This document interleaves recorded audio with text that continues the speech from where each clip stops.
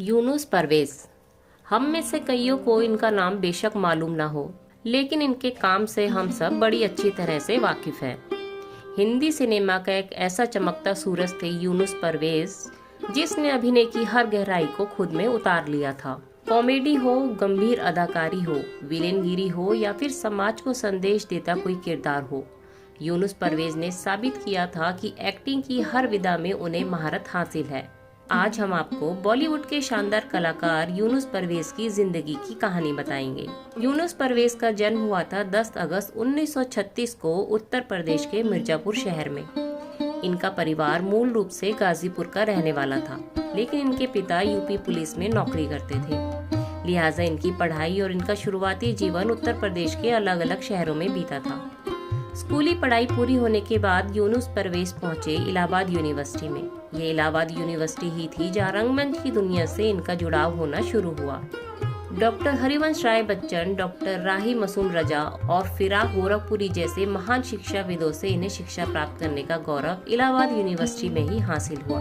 Inter city youth festival में यूनुस परवेज ने Allahabad university का प्रतिनिधित्व किया था। इन्हें 3 बार बेस्ट एक्टर का अवार्ड मिल चुका था। अखबारों में इन पर लेख और इनकी तस्वीरें छपने लगी थी। रंगमंच की दुनिया में इनका नाम होने लगा था। इलाहाबाद यूनिवर्सिटी से एमए करने के बाद यूनुस परवेज पीएचडी की तैयारी कर रहे थे। इसी दौरान इनके एक दोस्त ने इन्हें दिल्ली बुलाया और उस दौर के महान लेखक दीवान वीरेंद्र नाथ से इन्हें मिलवाया।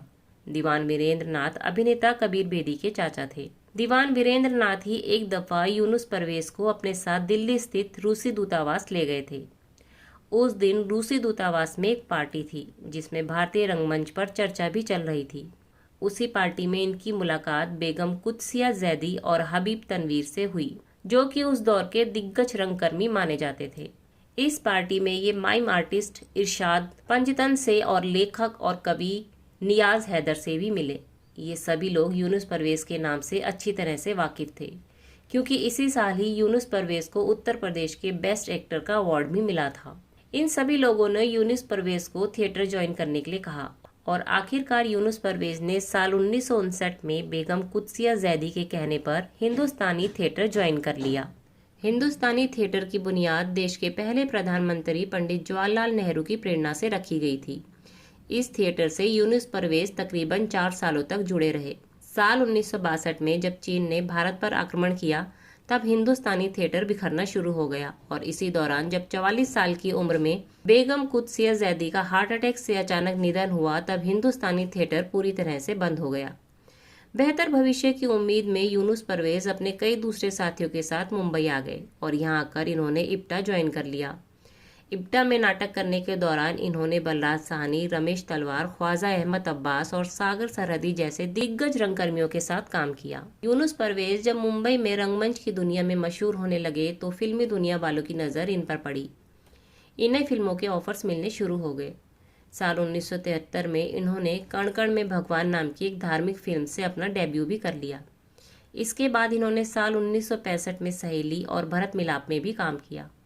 1966 में पिंजरे का पंछी नाम की फिल्म में काम किया, लेकिन लोगों ने इन्हें पहली दफ़ा नोटिस किया 1968 में रिलीज हुई फिल्म हसीना मान जाएगी। इस फिल्म में ये एक ऐसे पंजाबी चौकीदार बने हैं जिसकी बेटी से जॉनी वॉकर इश्क करते हैं और ये अपनी बंदूक का खौफ दिखाकर जॉनी वॉकर को खूब डराते हैं। कहना चाहिए कि जॉनी वॉकर के सहारे ही सही यूनुस परवेज को पहचान मिलनी शुरू हो गई थी। ये फिल्म ही वो फिल्म भी थी जिससे दिग्गज फिल्म डायरेक्टर प्रकाश मेहरा ने अपने डायरेक्शन करियर की शुरुआत की थी। हसीना मान जाएगी के बाद यूनुस परवेज ने कुछ फिल्मों में और काम किया, लेकिन इनका काम फिर से सराहा गया 1971 में रिलीज हुई फिल्म उपहार में। इस फिल्म में इनके किरदार का नाम बनवारी था। इस फिल्म का एक गीत काफी मशहूर हुआ था, जिसके बोल थे मांझी ढूंढे नैया किनारा। ये गीत यूनुस परवेज पर ही फिल्माया गया था। साल 1971 में ये नजर आए फिल्म गर्म हवा में।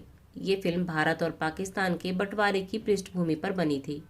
इस फिल्म में यूनुस परवेज एक अवसरवादी नेता के किरदार में नजर आए थे।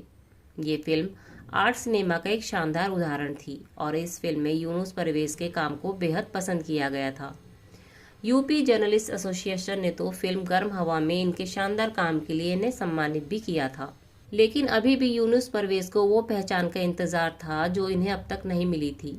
ये पहचान इन्हें मिली साल 1975 में रिलीज हुई फिल्म दीवार से। अमिताभ बच्चन की इस सुपरहिट फिल्म में यूनुस परवेज रहीम चाचा के किरदार में नजर आए। आम दर्शकों को ये किरदार बेहद पसंद आया। इस फिल्म के बाद तो मानो यूनुस परवेज की जिंदगी बदल गई।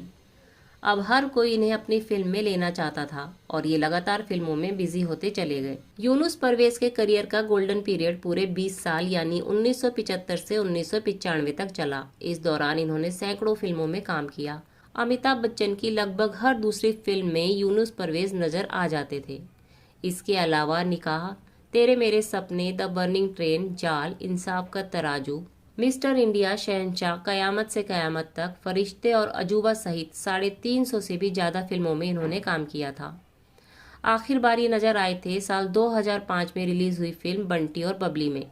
इसके अलावा साल 2007 में ये बांके बिहारी एमएलए नाम की एक भोजपुरी फिल्म में भी नजर आए, लेकिन फिर कभी इन्हें किसी और फिल्म में नहीं देखा गया।